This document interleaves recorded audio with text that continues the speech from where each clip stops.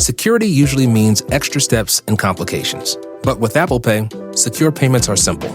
Your transactions are authenticated with Face ID, Touch ID, or passcode, so security is built in when you check out. Plus, your name isn't shared with merchants, and they don't see your actual card number. Whether you're shopping in-store, online, or in-app, protecting your money should be simple. Pay the Apple way. Terms apply. Adobe Acrobat Studio, your team's home base. Collaborate within a shared PDF space. You've got your docs, your plans, your specs, and then invite the crew to build what's next. They talk up the teamwork. Use an updated render. They think that this design could be a contender. And when somebody wonders what's the next step, AI helps you finish the rest. Bolts are tight, now your plan's refined. Run a smoother business when you're all aligned. Do that with Acrobat. Learn more at adobe.com/do-that-with-Acrobat. Why have I asked my electrician I found on Angie.com to bury my pet hamster Nibbles in our yard for me? Because I was so moved by how carefully he buried my electrical wires, I knew I could trust him to bury my sweet Nibbles after his untimely end. Nibbles, gone too soon. May he scurry in peace. Hey, sorry about your pet, but I just wire stuff. Nibbles would have loved you like a brother. Connecting homeowners with skilled pros for over 30 years. Angie, the one you trust to find the ones you trust. Find pros for all your home projects at Angie.com. You can support this podcast at patreon.com/partnersincrimemedia. I'm Rebecca Lavoie, and this is Crime Writers On.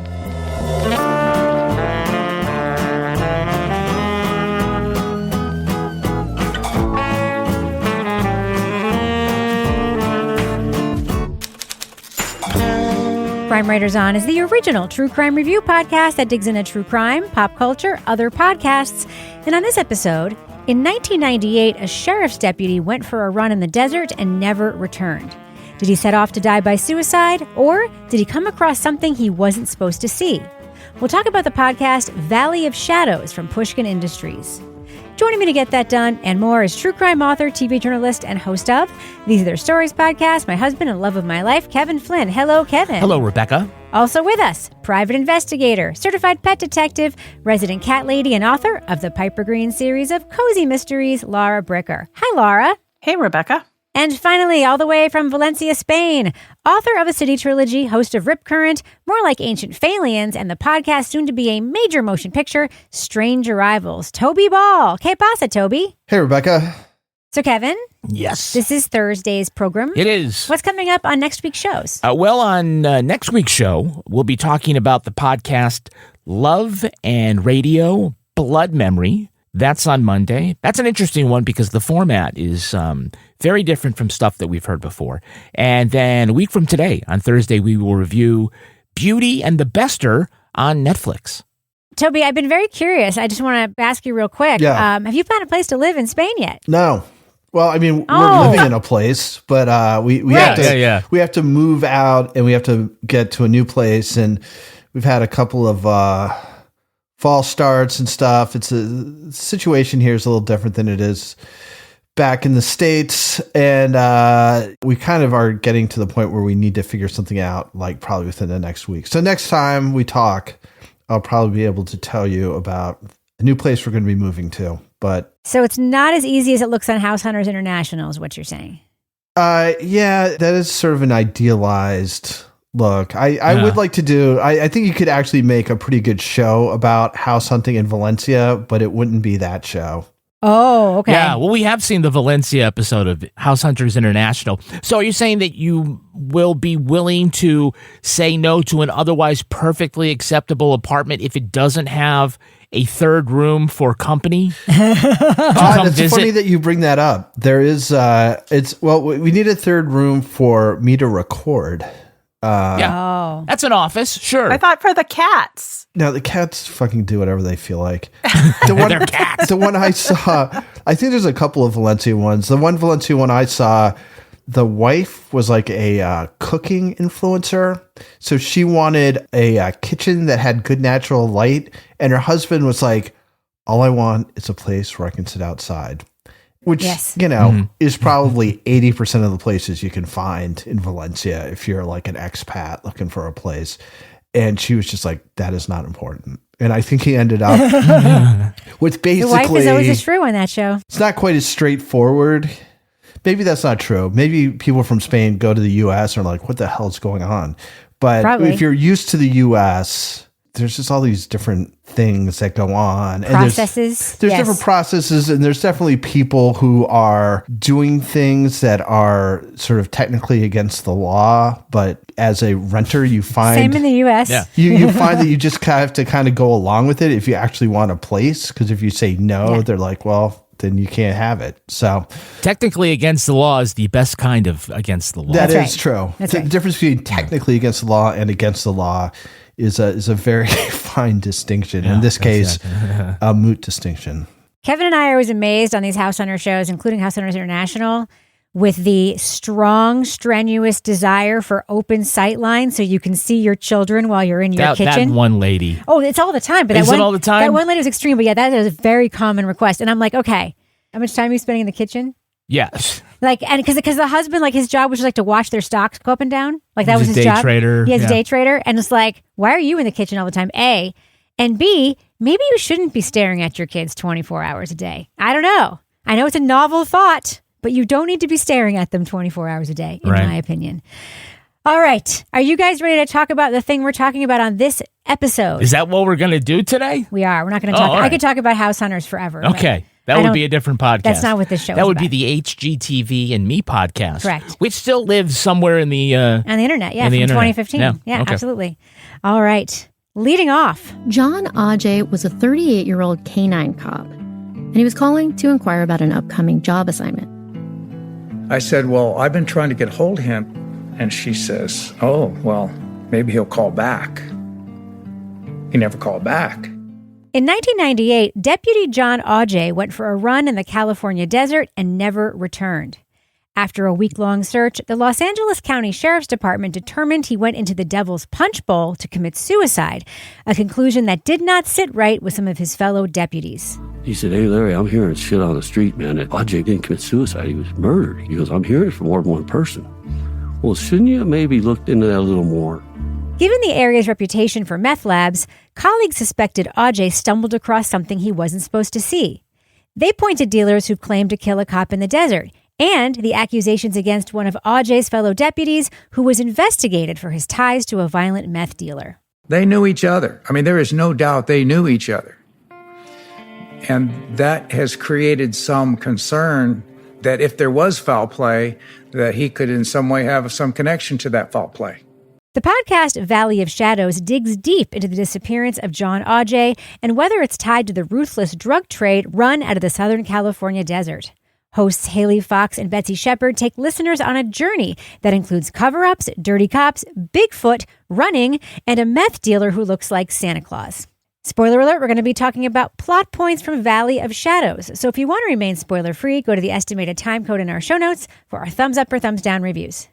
Now, Toby, I want to go to you first because you have a very interesting note here about the theory about suicide in this story. So Aujay's death was by many sort of written off as a suicide, and the people just describe, you know, why it's obvious he would and why it's obvious he wouldn't. What do you think about how it's handled here and how we hear it handled in many of the things that we watch and listen to? Yeah, it kind of drives me crazy. And in what I think was otherwise a really good podcast, this kind of fell into the same thing, which is that you can look at sort of superficial things and then determine whether or not somebody would commit suicide. I just think that's really simplifying things and looking at suicide as a reaction to sort of exterior circumstances. And it's not that it can't be that, but it can also just be mental illness, right? And so there was just a lot of stuff in here about why would he fill up his gas tank if he was going to commit suicide? Why would he talk to kids about wilderness safety?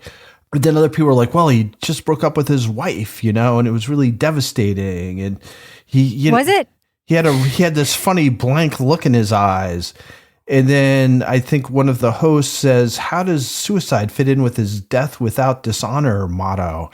Like, You know, it's just so out there. Yeah. Like, I was going to kill myself, but then I realized my motto was death without dishonor, so I didn't. I mean, is that... It's death before dishonor. Death before dishonor? Which kind of leans towards suicide, yeah, right? So the whole thing, it just drives me insane because it does make it seem as though you can, like, sort of put together a logical chain of events that ends up with somebody either killing themselves or not. And that's not my impression of the way these things work. And then if you're doing an investigative story like this, where in general, the journalism is really good, like that to me just seems like such a weak link in everything else that happens here. And I think it's something I've talked about before, and it's something that bugs me in a lot of things about suicide. But I mean, there's a sense at which it's kind of unknowable what somebody is thinking who's in that much despair. Right. And I hate to start off so negative because I generally like this podcast, but that piece of it didn't sit well.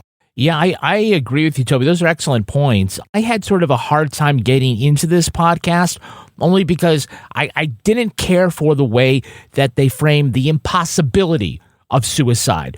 I mean, there are like a lot of clues to somebody's state of mind that lead that way.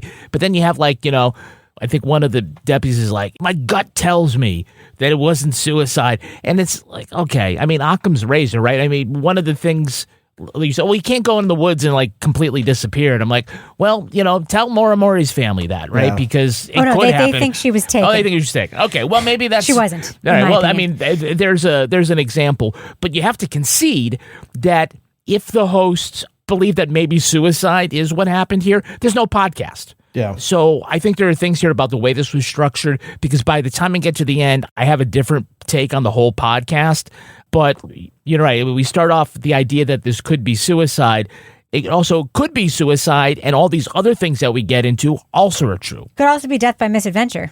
Death by misadventure, exactly. I mean, I guess my thought was, I mean, you can just say, we don't know, but it seems like it's kind of convenient for them if they're not interested in investigating to kind of shove it off on that. Like that to me would seem like a reasonable thing to say is nobody was found, nobody's sure about it, and it seems like a convenient way to not look into it as they clearly aren't that interested in looking into it. You don't have to try and make a case against it being that way. You just it's a possibility, but we're going to check out the other possibilities. Well, the most intriguing part, which I think is how it should have been framed, is why do these cops think he didn't? Why do so many people think he was murdered? Yeah. So let's look into why they think that.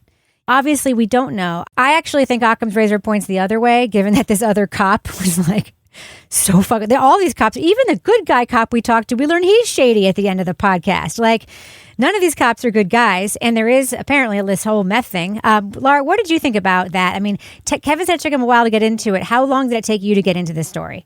Yeah, so the first couple episodes of this, I'm like, I'm going to hate this podcast. It was like dragging on and on for me in the beginning with the talk about the suicide, and then they're like, well, there's this one guy who thinks that the one retired supervisor guy who thinks this isn't what happened, that there's more to the story. And I'm like, this guy's just some crazy old guy. Like, I don't really feel compelled to believe him at this point.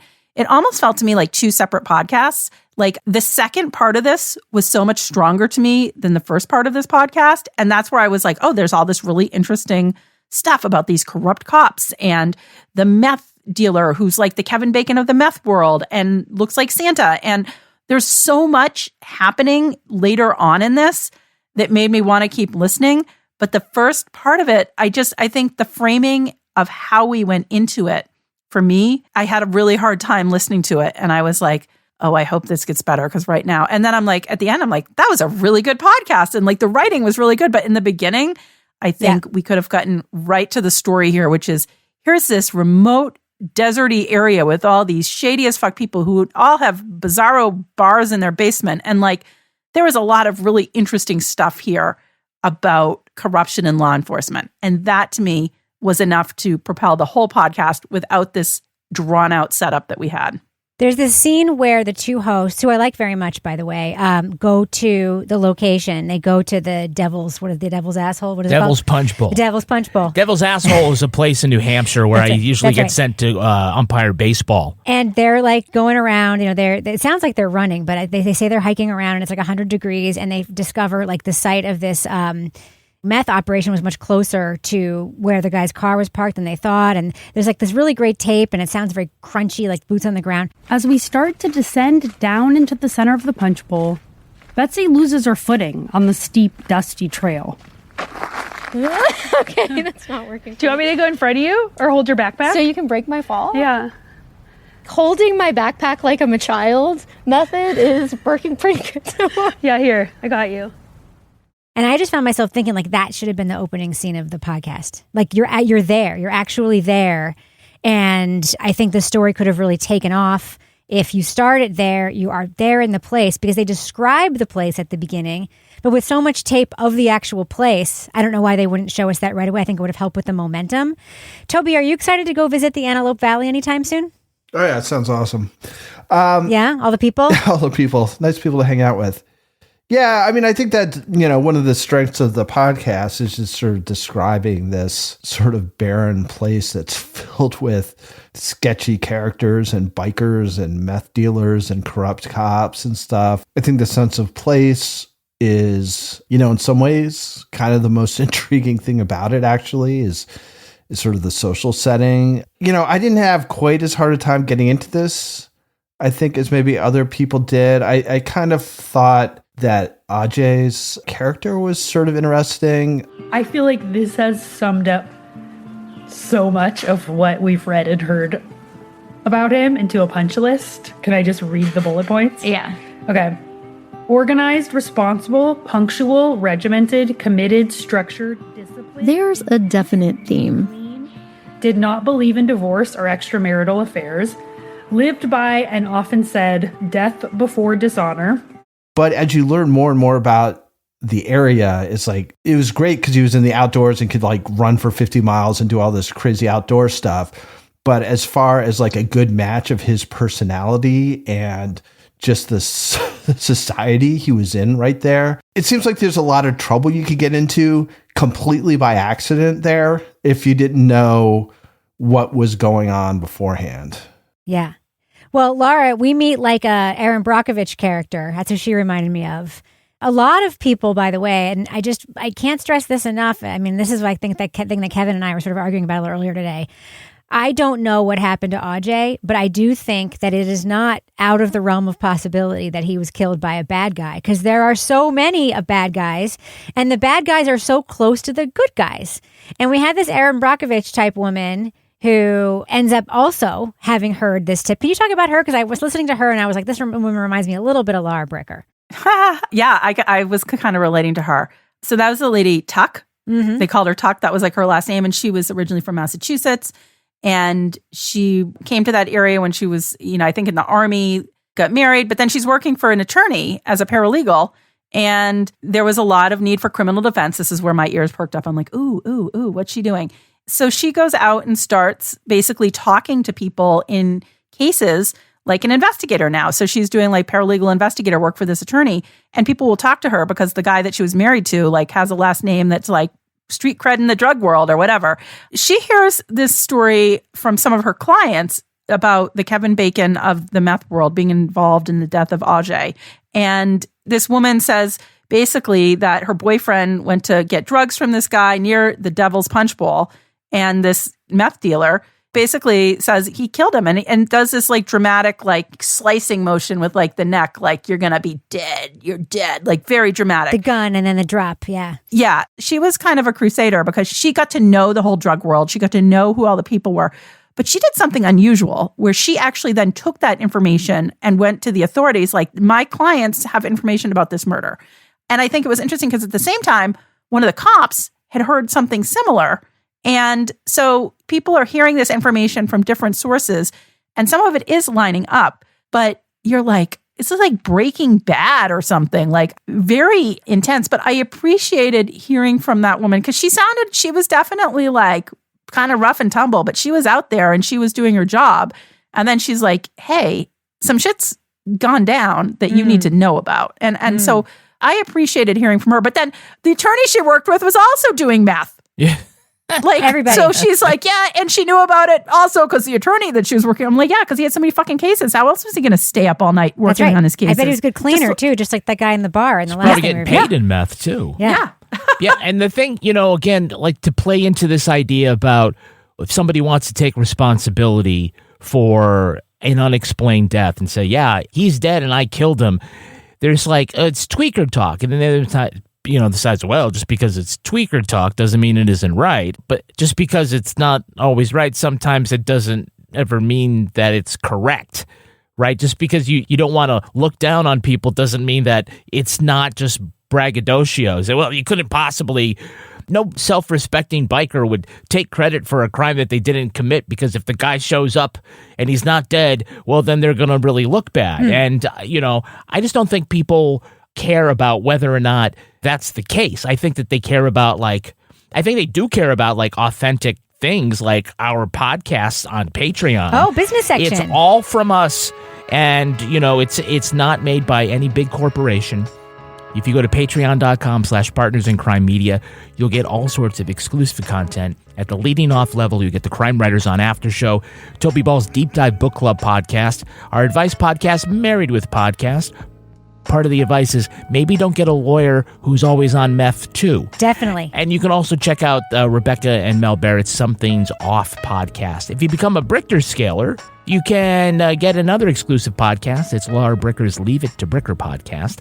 And if you join us at the Let's Do What We Do level, you get episodes of Crime Writers on early and ad-free. If you are a deep diver, you get all of that, plus you get to be an official sponsor of Toby Ball's Deep Dive Book Club podcast. Toby, you're finally ready to record your next episode. Tell us about the book that you're discussing. It's called The Lumumba Plot, The Secret History of the CIA and a Cold War Assassination by Stuart Reed.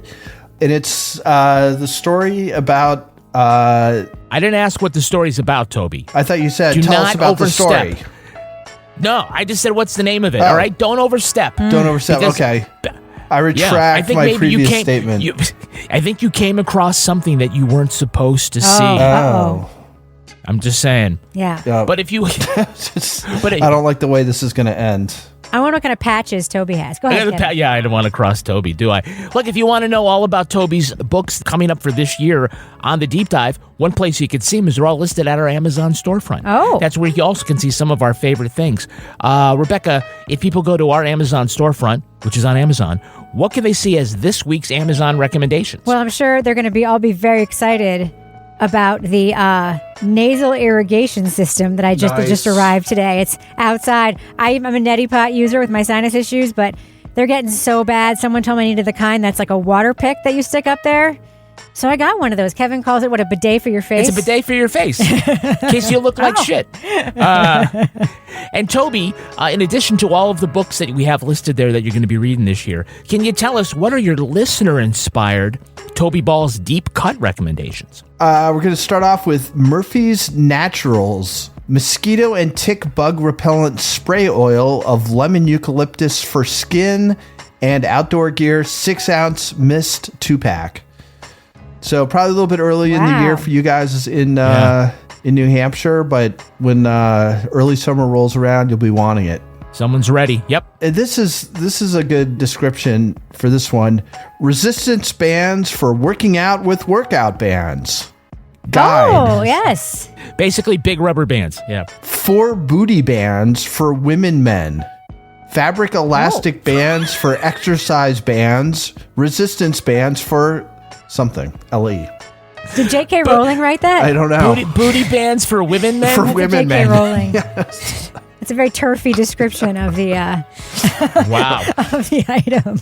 I don't know what you have to do to prove you're a women men in order to get them, but I'm sure somebody will come up with a test for that. Yeah, well, amazing. There you go. Yes. Remember, if you shop us first at amazon.com/shop/crime writers on, Toby might be reading your purchase anonymously, of course, and you get to see all that other stuff. We earn commissions on qualified purchases. To be clear, we do not think the person who bought those exercise bands is a TERF. No. It's just the humor is in the funny descriptions they write. Yes. All right, Kevin, before we have the business section, do we have any Patreon patron saints of the week this week? Our Patreon patron saints are Lydia Bertrand and Eddie Bellamy. Hey, Eddie. Bless you. We met Eddie a long time ago. I cannot believe Two Eddie has not long-timers. been... Lydia's been around for 8 years, Yes. supporting us on Patreon, and Eddie's probably been around for 1 million. I think he's been supporting us before we started podcasting. So I was very excited to pick these two folks. You know where we met Eddie? I was in Columbus, Ohio. At event number 1. Sorry, Toby and Laura, you weren't invited to that one. Yeah, that's where we met Eddie. That was the event where I lost my wallet. That's right. Yes. All right. You're not blaming Eddie That's for a very that, Spanish thing. Yes, I lost my wallet, and Henry had to FedEx my passport to me so I could get on the plane. God. I've got a friend who had her phone stolen twice in a month in Barcelona. Ooh. Yeah. Oh, by the way, that's also the event where I tricked the host of the Missing Maura Murray podcast into buying me breakfast. Oh, nice. Yes. By putting a penny on his seat and scaring him into doing it? Well, they did owe me for the glowing reviews I gave to them at their work. So. That was a joke. All right, Kevin, does thus end our business section? Thus ends the business section. Let's go ahead and fade that music out right now. So, Kevin. Yes. Who's our next sponsor? Yeah, this podcast is sponsored by Quince. Oh, Quince. Yeah, these days it's all about choosing quality over quantity, especially when it comes to a wardrobe. So if a piece isn't made well and versatile, well, is it truly worth having? And that's why so many people love Quince. Okay, now I know that the Quince people spend a lot of time working on this copy. Yes. And they came up with the thing about quality over quantity. Yes. But if you met Rebecca Lavoie, you would get both. You would get both. Quality and quantity, because she loves shopping at Quince so much. I do love it so much. Can you tell us a little bit about the last thing you purchased from Quince? Well, Kevin, I have the Luxe Baby Cashmere Cable Knit Cardigan, which you have seen me wear. I have it in 2 colors, and you have seen me wear them, I don't know, like 50 times in the last month. I love wearing them. I don't even wear like a tank top underneath. It's so soft and so cute. Looks great on camera, looks great at work, looks great with jeans. I love these cardigans so much. They are a wardrobe staple, and I will wear them for years to come. Yeah, you know the thing you're forgetting, though, is that Quince works directly with safe, ethical factories to cut out the middlemen, so you're not paying for a brand markup or those fancy retail stores. It's just quality clothing. Yep. So right now, go to quince.com/crime for free shipping and 365-day returns. That's a full year to wear it and love it, and you will. Now available in Canada, too. Bonjour, hi. Don't keep settling for clothes that don't last. Go to quince.com/crime for free shipping and 365-day returns. Quince.com/crime. Why have we asked our contractor we found on Angie.com to be our kids' legal guardian? Because he took such good care when redoing our basement that we knew we could trust him to care for our kids, all 8 of them, should something happen to us. Are you my dad now? No, sorry, I do basements. Connecting homeowners with skilled pros for over 30 years. Angie, the one you trust to find the ones you trust. Find pros for all your home projects at Angie.com. You know that thing where you get an amazing pair of shoes at a really great price and want to tell everyone about it? Yeah, so do we. Here at Designer Shoe Warehouse, we'll give you something to brag about. Like the latest styles from brands you love, or the trends everyone's obsessing over, or shoes that make you feel like, well, you. So go ahead, show off a little. Find shoes that get you at prices that get your budget. Head to your DSW store or DSW.com today. DSW, let us surprise you. So, Toby, you love a subculture. I do. Bikers, patches, Patches. meth dealers that look like Santa Claus. Thoughts? It's the most New Hampshire element of the story that you can find. New Hampshire's got a lot of bike stuff. Yeah, Hells Angels are up in Weirs Beach. And I mean, not only are there a lot of bikers, but there are a lot of bikers from different gangs, which again, to me seems like a prescription for trouble if you're not pretty savvy about where you're going and what you're doing. I mean, I kind of feel like a lot of this just kind of points out like why you probably shouldn't go on these like ultra long runs through the desert day after day after day, because the chances are sooner or later you're going to stumble across something that somebody doesn't want you to see. And most of these guys don't seem like it's a next time you're in trouble type deal. Mm-hmm. So yeah, no, I thought the really interesting part of all this was really sort of the description of the scene in Antelope Valley and sort of what the meth situation is like, who the players are, all that kind of stuff. I thought was really interesting. Well, Toby, as a famous nitpicker of small details. Yes. What did you think about their operation name? Operation Silent Thunder. Yeah. It's an interesting... It's like if thunder rattles through the sky and no one hears it, does it make a noise? I mean...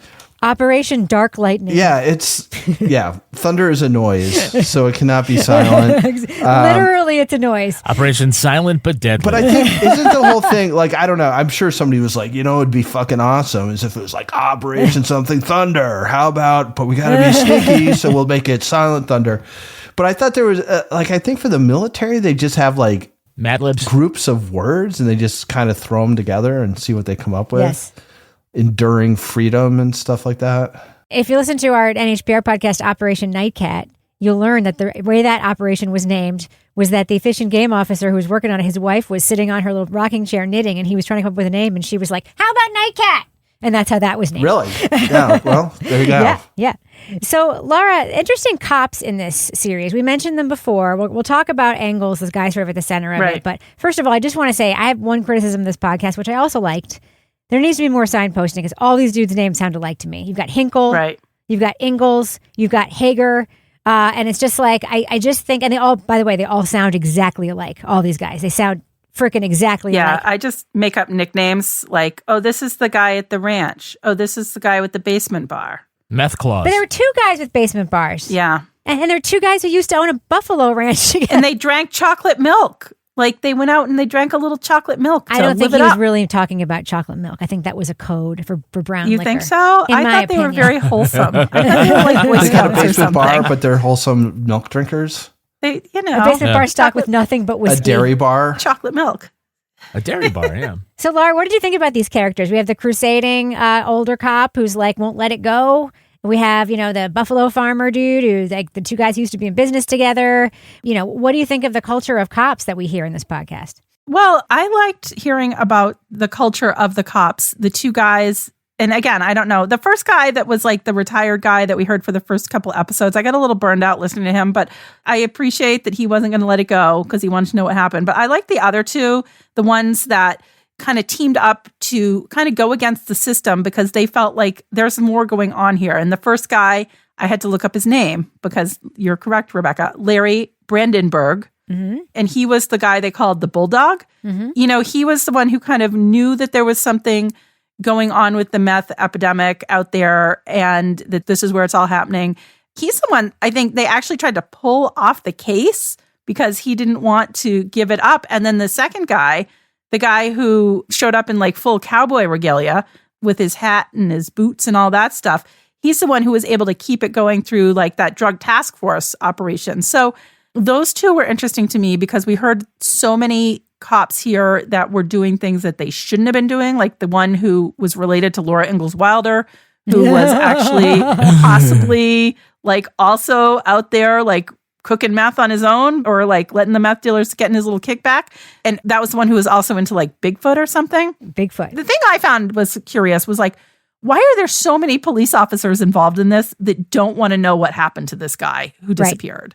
Because then their shit will get uncovered. So you have these two guys who are like, we are going to find out what the fuck happened here come hell or high water. And if not, we're going to just run our buffalo farm. But they're still like determined to do something about it. And then that one guy is going to go get a warrant to go after Laura Ingalls Wilder's relative. And they're like, nope, not doing really that. Her relative, not really her relative, just to be I know. clear. They referenced it at one point, though. I know. And they went and they took all his files and like, yep, you're off the case. See you later. We're not doing that. We're not getting a warrant for that guy.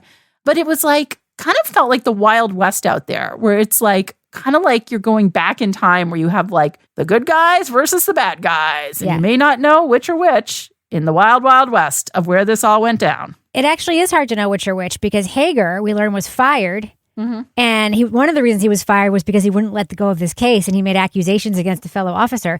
But he was also sounded like kind of a little bit of a dirty cop himself. And he just they sort of brushed through that really quick, like the other bad deeds he did to get fired. So it's like, how good are even the good guys in this? But let's talk about Rick Ingalls. He's the guy we hear about, who's at the center of this, who a lot of rumors have gone around about the fact that he was involved with these meth dealers, that he was getting kickbacks or doing whatever.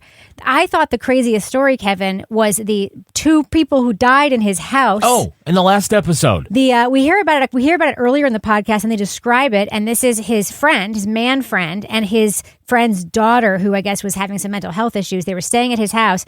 They both die with gunshot wounds, and Hager and his wife claim that she died by suicide, and then her father just killed himself too, but he never explains how the body got moved from the bathroom into the kitchen, all that stuff. What do you think about that? Okay, that's crazy. See, for me, the real meat of this podcast doesn't happen until later, and it is when we kind of get Deputy Ingalls into the frame here.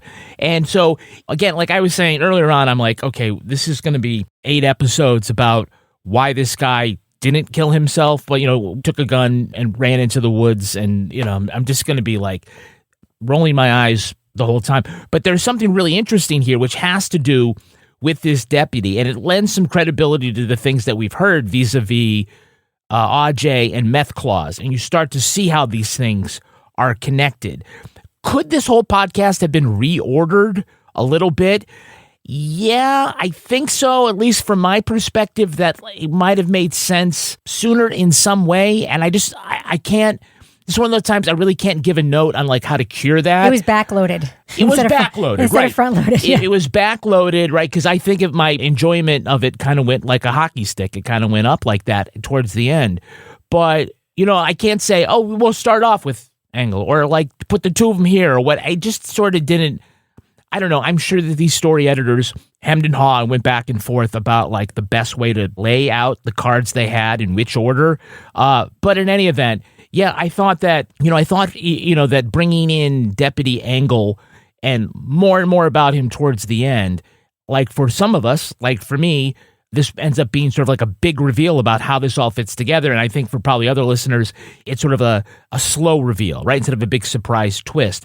But Deputy Angles could be such a bad dude and have such a stain that it sort of draws in examination from other crimes that have nothing to do with it at all. Right. And then it brings in this thing about a cop who dies and then the rumors that he was killed by bad dudes, and then that has to go on him. I'm not crazy about, I'll talk later, I guess, about that. I'm not crazy about, again, the cinematic thing of he came across something he shouldn't have seen. Yeah. Which, again, just Why seems... aren't you crazy about it? Because it just seems that doesn't happen in real life. Happens in Boston all the time. I walk down this. Really, then how does that play out? There's a million ways. Could it play out for real? Sure. But again, what do I think is most likely? A guy in running shorts? They go, oh, I know those running shorts. That's the sheriff's deputy. We're caught red-handed here. With our only option is to kill this guy and hide the body, because that's going to be the easiest way of getting out of this. To me, that doesn't ring true. But if the implication is that Ingalls and Hinkle were the ones that were caught red-handed doing dirty deeds, a bad guy and a cop, and oh no, now we have to cover this up. Those 2 dudes were seen together around town. That wasn't a secret that they somehow were connected to one another. Let's say it was Ingalls. Can you think of any legitimate reason for this interaction? No, not with a guy like that. That guy's a documented dope dealer, meth cooker, and he makes bombs. No, I can't imagine why a deputy sheriff would be at his house unless he's there to arrest him. I'm just going to say that part of this story to me seems like weak tea, but it is interesting how it fits into this larger story and about how the FBI seems to think that there's some there, at least in regards to this deputy. I think it's not weak tea because there's a witness who heard a gunshot. Right. And could have been Aujay's gun. Could be. Many investigators have gotten independent people have gotten the same tips. That's also why I think it's plausible. And because of all the same rumors. All the shit I have seen come out about Massachusetts cops in the last 4 years, I'm no longer skeptical about cops killing each other to cover stuff up. I'm just no longer skeptical of it. Toby, what were you going to say? So something that they mentioned early, they said that Angeles State Park or National Park that they find 2 to 3 dozen bodies a year in the park, and they kind of leave it there, right? They don't follow up on it or whatever. But that seems insane, quite honestly. It's like Humboldt County. I mean, what the hell is going on? Like, are these people being killed by meth dealers? Are they people who are going hiking and they get bitten by rattlesnakes and like curl up and die? Are they immigrants who die in the desert, Yeah. I don't know. It's like, all right, so this is another guy who I guess they didn't find his body or whatever. But again, it just seems like there's a hell of a lot of death in this area, in addition to bikers and meth and dirty cops and, so on and so on. So one thing I want to ask about is the rapport of these two hosts, because they do have rapport, Laura, and we hear their rapport sort of becomes part of the reporting style. Do you think that works here? I think it works here because it was definitely relatable. Like there were some parts where it was kind of funny, when they were out and they're in the tent in the Bigfoot migration area and they're like, what? And they're going back and forth about that. We've talked a lot about when we have hosts that kind of script their interaction after they experience talking to a witness or trying to talk to a witness. And I feel like it was much more natural here. So like, oh, we tried to talk to this guy. Oh, did he do that? Oh, yeah, he did that gravelly voice thing or whatever. So they definitely supported each other back and forth. But I think one of the other things I liked was the writing.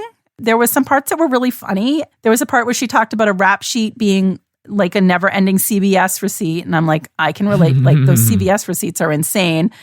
They went out to one of the farms and they're talking to the guy about his cattle. And she's like something like, I guess my years of being a vegetarian didn't get me any ins with the cattle like I thought it would.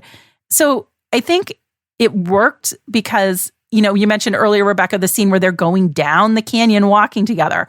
And you hear them out working on this together in a way that felt like, okay, like I could hang out with these reporters. Like they felt relatable. Sometimes I didn't really know who was who. Like I definitely kind of was like, whatever, it's like, But overall, I liked their rapport.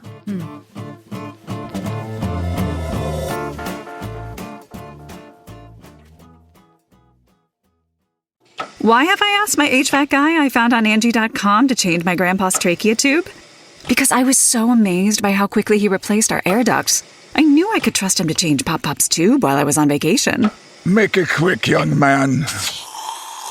Aw, see? Pop-Pop trusts you. I think we should call the doctor. Connecting homeowners with skilled pros for over 30 years. Angie, the one you trust to find the ones you trust.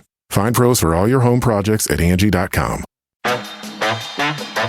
At DSW, we ask the important questions, like, what shoes are you going to wear?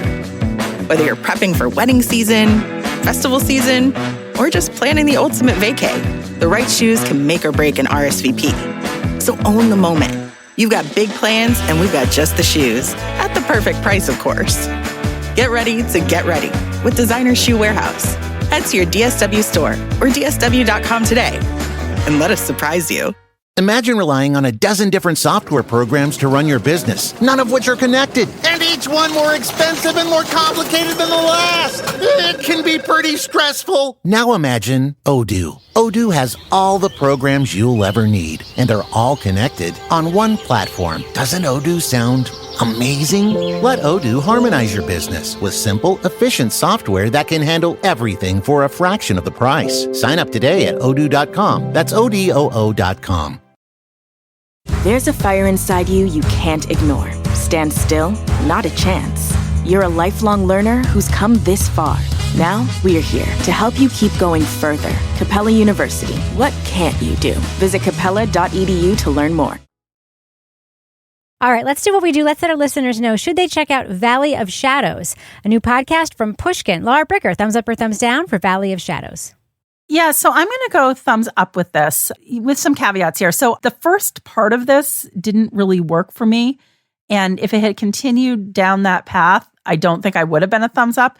The second part of this was really strong. There was a lot of really great investigative reporting.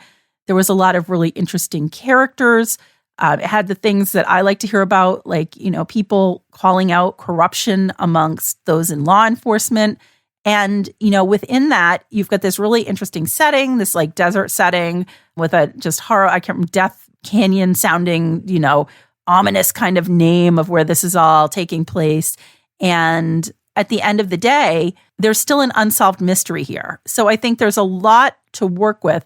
I just wish it had been structured a little bit differently, because I think that it would have been stronger to cut out some of the part in the beginning and just got right to the punch of this story.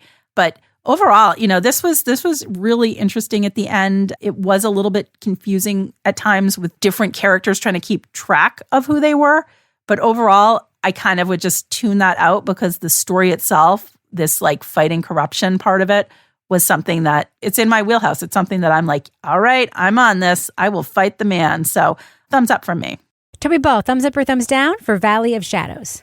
Yeah, I'm a thumbs up too. It's not super tight. Like, it's not like this sleek true crime machine. It takes its time. And it's not that I necessarily think that it should have been shorter or whatever, but it's got sort of this relaxed pacing. That being said, I think most of the stuff they talk about is pretty interesting. I think they do a great job of sort of scene setting. And it's not just scene setting like they set the scene and then the action happens. It's like the scene setting, it's like basically the entire podcast, but it's a complicated situation they have with sketchy characters from different walks of life and meth and dangerous people and all this stuff. So I thought that was very interesting. The mystery itself, that wasn't the strongest part of the whole thing, but I think it was a way of sort of accessing these other sort of forces. I like the co-hosts. It could have been tighter, but that seems like kind of a quibble. Like it's a relaxed pace. Like you just have to kind of understand that going into it, that it's just not going to be bang, bang, bang, bang, bang. But I think they did a good job with it. It was consistently interesting. So I'm a thumbs up. Kevin Flynn. Yeah, I'm going to be a mild thumbs up. Yesterday, you and I were at a very trashy bar having a drink, and we started discussing this podcast, and I had been like through episode 5. And I got heated. I thought you were finished with it when we were talking about it. I'm like, what are you even talking? I was like, that's amazing. No. And I was cranky. I was cranky. I had issues with it because of the way it starts and sort of like what that story is. And then actually from that point on, it ended up going in a different, I wouldn't say a different direction, but in a stronger investigative direction. The things they were talking about were far more interesting and I think far more, we'll say, tangible. And so if I got to knock it down from a thumbs, I was a sideways maybe, and I still can't say it's excellent because I think that it wasn't structured in the right way that would have drawn me in. I ended up spending a lot of time kind of, I don't want to say hate listening, but kind of like being very underwhelmed by what they were talking about and what they were digging up as far as to like, is this any of this convincing to the thesis of what this crime is? And I didn't think that it was. But there ended up being some really strong reporting here towards the end when they brought in a couple of other characters. So I'm going to have to say, if you're listening to it, stick with it. I also very much like these two hosts, Hayley and Betsy. You got to enjoy a podcast when the last scene is the two of them hanging up the phone and saying to each other, I love you. We don't get that a lot. I liked that. So mild thumbs up. That's how the world would be if women did everything, Kevin. Just exactly. I like Hayley and Betsy too. I'm a thumbs up for this podcast. I have some of the same criticisms as other folks. It was backloaded. The stuff in the last 3 episodes is like dynamite. It's so good. What we find out about some of the people who may or may not have been involved in this case, it's like devastating to their characters. Like you're like, how on earth are they not in jail or whatever? There's just a lot of that kind of stuff at the end that really, I think, makes the premise of the mystery more believable. So I agree with you, Kevin, there. But I also just think that like there's something about the story that works a little more for me than it does for you. But I do think it was storyboarded wrong and maybe an episode or two too long. And then my one other criticism is, aside from Meth Claus, this character, it was so hard to keep track of who anybody was in this podcast. We have mostly male voices that mostly sound exactly alike. And I always say this, but like in the Dark season 2, they over signpost and you don't mind. Everybody knows who the prosecutor in the Curtis Flowers case was, right, Kevin? Doug Evans. It's Doug Evans, exactly. Everyone knows because they say prosecutor Doug Evans every time they say his name. Willie James Hempel. And I really did tell Cookie Holman. I understand that everybody here, like a lot of the characters have this similar jobs, sheriff's deputies or whatever, but come up with some defining characteristic that isn't. I have a bar in my basement because 2 of them did. Come up with some defining characteristic or label or job descriptor that makes me remember exactly who Hager is, exactly who all these folks are, because the names are familiar, the voices are familiar. And it got very kind of muddled at the end, like sort of in the middle. And then toward the end, when I started to build momentum, I found myself thinking like, wait, is that a good guy? Is that a bad guy? Wait, what? And so I would just say those are my main criticisms, the storyboarding and the lack of signposting. Other than that, the reporting's great. Sense of place is great. I really loved Hayley and Betsy, and I would look forward to hearing more work that they did. So overall, yeah, thumbs up for me for Valley of Shadows. That's going to do it for us. But before we go, Laura Bricker, do we have a cat of the week this week? It's a dog of the week for you, Rebecca. Yeah, it is. It is a cute little dog. It is called Archie the Minpin. And Archie the Minpin came into me on Instagram because he has his own page. And what I was initially attracted to was that Archie the Minpin is followed by Joe the Intern. Nice. Which is the only person I know that follows it. So I don't know whose dog this is, except it is a longtime listener. And this is what Archie says to me in his request to be dog of the week. Dear Miss Bricker, please consider me for cat of the week. My human is a longtime CWO listener and wanted me to let you know that I should be cat of the week because I act like a cat. I generally hate water. I like to swat around my toy balls and chase them like a cat. And I flip my stuffies around like a cat does with catnip. I was adopted by my humans 4 years ago this month after I was hit by a car and the prior owner surrendered me. Boy, did I get lucky. My new life is amazing. I get to go on all kinds of road trips. Longest drive so far is Fort Lauderdale from Connecticut. But we also once drove to northern Mississippi to see my grandparents. I am spoiled rotten, but the one thing I don't have yet is title of CWO Cat of the Week. I hope you will choose me. If you listen to all my videos and my posts, you can hear my wonderful car singing. P.S. I am a Min-Pin Chihuahua mix, but I am very sweet and I am not an ankle biter. Yeah, I could just say when I saw that picture, I was like, looks a little bit like a Chihuahua with Min-Pin markings. Very, very cute. Thank you for listening and congratulations on finally being Cat of the Week. And if you want to see photos of our Cat of the Week, Pet of the Week, read more about the Crime of the Week and the Post of the Week, you just sign up for our newsletter, crimewriterson.com. And it's Thursday. You'll get the newsletter today. I just scrolled in. Mm-hmm. This is like a human trapped in a dog's body, does it not? Oh, it's beautiful eyes, yeah. Yeah, it looks like it's like, let me out of here. Let me out of a person. All right, Laura Bricker, folks want to reach out to you on social media and pitch themselves if they're animals or they're animals to be Cat of the Week. How can they find you online? You can find me at Laura Bricker on Instagram and Blue Sky. What about you, Toby? How can you be found? At Toby Ball 603 on Instagram, at Toby Ball NH on Blue Sky. And listen to Ancient Aliens. What about you, Kevin? I'm at Kevin P. Flynn. And he makes a podcast called These Are Their Stories. You can follow me everywhere at Reb Lavoie, and you can watch or listen to Something's Off on YouTube on Mondays and Thursdays. And if you want to follow the show everywhere, look for at Crime Writers on all the platforms. Get everything we make at patreon.com/partnersincrimemedia. Our theme song was composed and performed by Tyler Gibbons, and our editor is the wonderful Livy Burdett. The EP of this show, Kevin. This show was recorded in the Caitlin Rogers Project Studio, also known as Studio C, The Closet, in our New Hampshire basement where we also raise buffalo and have built a bar stocked with nothing but whiskey and chocolate milk. On behalf of all the crime writers, thanks so much for listening. We will catch you later. It seemed like he was just a duck out of water. Yeah. But that's not, ducks are often out of water. I think it was fish out of water is what I was looking for. Fish out of water, yeah. Ducks out of water is just kind of part of the deal Get with your being ducks in a a duck. row. That's like half the time, yeah.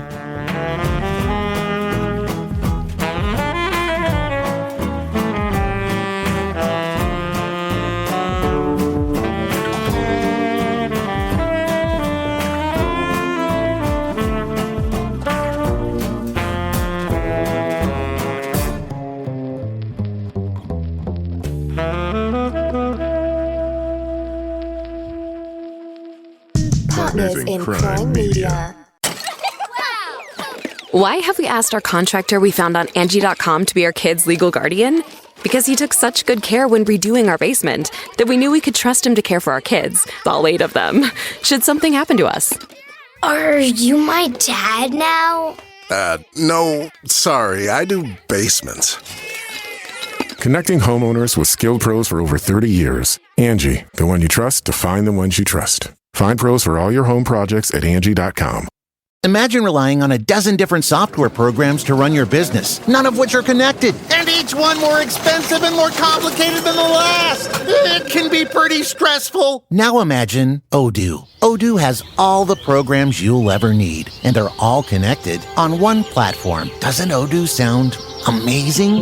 Let Odoo harmonize your business with simple, efficient software that can handle everything for a fraction of the price. Sign up today at odoo.com. That's odoo.com. There's a fire inside you can't ignore. Stand still? Not a chance. You're a lifelong learner who's come this far. Now, we're here to help you keep going further. Capella University. What can't you do? Visit capella.edu to learn more.